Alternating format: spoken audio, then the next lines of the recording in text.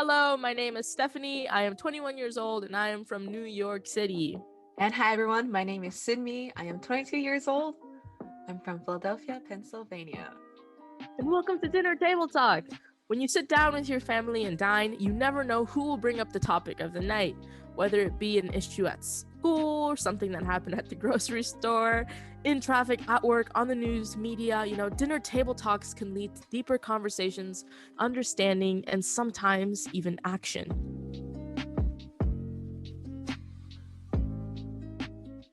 Hey Stephanie, how's 2021 been for you? Thank you for asking. 2021, I feel like it's been a mixture of excitement, like very intellectually exciting, I guess, but also feels like we're in a horror movie or one of those modern day horror Netflix TV shows. Dang. But I mean, how's 2021 been treating you so far? Me, if I were to keep it to some few words, I would say doubt, confronting. I had to really be honest with myself, and I've been asking myself a lot, like, how can I live today so like I don't have any regrets? Yeah, it's been good. Wow. And we're only a few days in. But what I'm hearing, there's growth taking place, right? So that's important. And I know it's what a lot of people are looking to do in 2021. So good luck, Cindy. Good Absolutely. luck. Thank you. Yeah. Actually, I think this is a good time to bring our conversation back to our generation. You know, the conversation we had a while back talking about our generation and those who are younger than us, especially with what's going on right now. Yeah, let's talk about it. So much has happened in 2020. And at home, we're literally all at home, right? And I see as though 2020 it really proved who people were, or who people are, like how we are as a community, as a family, as a nation, and so much more. And I see it as like America, right? America standing in front of a mirror, and we're looking at our reflection, and everything is being revealed to us. It's like we see it right in front of our eyes. And I mean, that's how I see 2020. Yeah. Dude, I really like that analogy. Wow. Actually, I was talking to someone a couple weeks ago, right? I was like a team leader for this youth leadership seminar. And this youth that I was taking care of, she's 13 or so, like in middle school. And she felt like 2020 was a time of reflection. It was a time for her to become more aware of herself and how her actions were affecting other people. And she's only 13, but she was already really passionate about the environment, how the minorities are treated. With all that came up in 2020, I feel like she had a lot of access to information, and actually a lot of information is accessible to our generation right now. And I don't know about you, but I feel like with that also comes the sense of responsibility that we have as the older generation, right? To make sure that the information that's given to all these young people, okay, wait, you and I are still young too, but those who are younger than us, because it creates this environment where there's a term called groupthink, right? Where all the information that you agree to, that you vibe with, are what surrounds you because of the algorithm of the way whole social media and the news are set up for the people. Yeah. So our generation needs to be brought up in a better environment. Sure.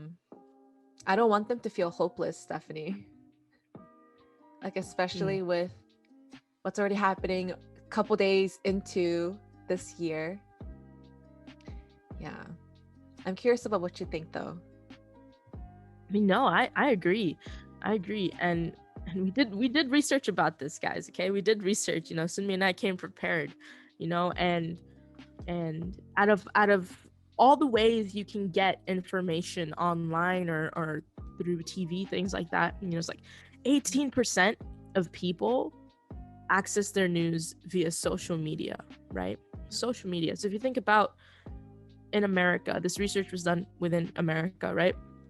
So 18% of people who gather their news from social media, you're probably thinking, well, it's the young people, right? Because I mean, my mom watches her Spanish TV shows and like that's how she gets her news, right?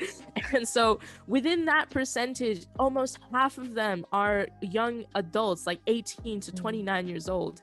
And the results of that research was that a lot of those people are actually, you know, don't have very high political knowledge or just in general the news, it's not, they're not very informed, right? And so you're commenting on young people. Yeah, we're young, and it's really easy to be consumed by the things that are going on online. And I like what you said because it is a concern. I worry a lot too because I have a younger sibling, right? And so it's like I can see that sometimes it's not easy for young people to process these things.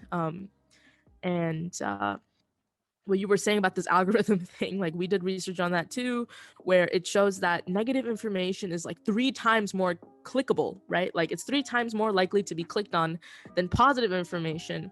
And so it's just kind of crazy because it's the system, this algorithm playing a role. It's so much more difficult to share positive news, even when there's so much negativity going around, right? There's a lot of good that's happening as well, but we just don't know about it, we don't see it. And so I worry, like I was mentioning my younger sibling, I have a little sister, and you know, I don't want to call her out, but she tends to be on social media, you know. Maybe I can try to be a better sister, right? And maybe encourage her not to be, but it's like, what can you do? I mean, TikTok is a thing, you know. I find myself on Instagram sometimes for a long period of time, right? But it's so easy to get involved with what's going on, you know, what's going on around us, but when it comes down to doing something, you know, it's like what about it? You know, it's so yeah, and not calling anyone out, but like this is the research that we found, you know, young people on social media, and yeah, that's what we want to talk about, and that's what we want this podcast to be, you know. We want to be able to provide quality information, right? And really be a source of empowerment for our young generation, maybe even some of our elders who might watch this and be like, whoa, you know. Yeah, we want this to be a source of empowerment for people. That's right. That's right. I really appreciate you, Stephanie. I really like what you said. And even with what you said about like who it's for, I feel like our concern began with like our generation or like the younger generation than us. But it's really for anyone who has access to like the news or like the media these days, right? And the percentages you brought out was like pretty strong. And I appreciate your logical, practical side, but also your heart. Like from this past year of getting to know you, I've seen your heart of care and concern for the young people and youth of our country. Like encountering someone who's as like proactive and passionate as you has been like my joy and hope during these trying times, honestly. Oh my gosh. Woo. And if anything, all that's happened this past year, right, and in meeting you, it's just compelled me to work with you and be able to tap into the resources that have yet to be tapped into through you. with you. Thank you. With Thank us. you. The audience. Thank you. The audience. So man. you already like threw out some really good numbers out there. Hold on, Simi. Your what's screen on the is agenda frozen. today? Simi. Okay. All right, welcome back, guys. So we had a little technical difficulty going on. In the meantime, I was able to get a sweater because it is cold outside. Or no, it is cold in my house. I know, Sumi, you got a blanket too. So, but yeah, you were finishing off a thought, Sumi. So I'm gonna pass it back to you. Yeah, thanks, Steph. So basically, I'm only gonna say one sentence and I'm gonna put it back to you, but I was gonna ask you, of the research we did, what do you want to address today? What do you want the audience to hear today? Yeah, so out of all of our research, what should we talk? Okay, so a lot of people don't know that a good percent of the world, right? Majority of the countries within the world are trying to achieve something specifically by 2030. Do you know what that is? To me? Are you seeing me grinning? I know what you're girl. gonna say. And I just want to say that was a really good transition. Victory. The Sustainable Development Goals. Woo! The Sustainable Development Goals, SDGs. Yeah. I like that. And you said majority of the people will not know about it, because according to the stats and within our nation too, only like 25% people know, as they've heard of the name at the least, right? That Sustainable Development Goals exist. And then only 10% are considered to be well known of the topic. So they know the topic very well. Oh yeah, they know the topic. Wow. So SDGs. Did you know about the SDGs? I'm speaking to you, audience. Did you know about the SDGs? Okay. All right. So Sunmi, tell me why the SDGs are important. All right. Do you want me to tell you the significance from a worldview perspective, or a personal input, or from my own personal observations? Or I guess what do you want the audience to engage with? I think let's do a little bit of both, right? We want to be authentic. We want the audience, the listeners to connect with us. So I guess to the world why it's significant, right? To the countries who support it, but also just from your own observation. Yeah. All right, y'all. So basically, from the worldview perspective, the SDGs were developed and agreed upon by 193 countries. So there are 193 countries that are part of the UN members, right? And then there are 2 observing countries. So it makes it that there's 195 countries in the world, but of that 193 that are registered under the UN have said, yes, let's set these goals. And there are 17 core issues to target. Okay, there are 17 sustainable development goals to achieve by 2030. What that means is that countries need to work together because they agree that these are universal issues. They're going to have to practice transparency. More developed countries, they're probably going to have to turn around and help the less developed countries, especially if they all want to attain this goal by 2030 and be able to offer assistance.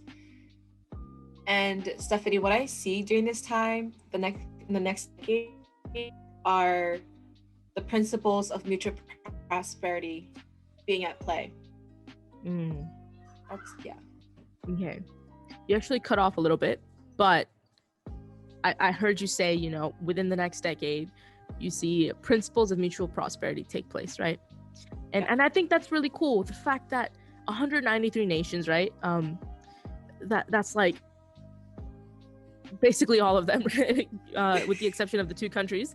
They just come together and agree that hey, there are obvious problems in the world and we should solve them, right?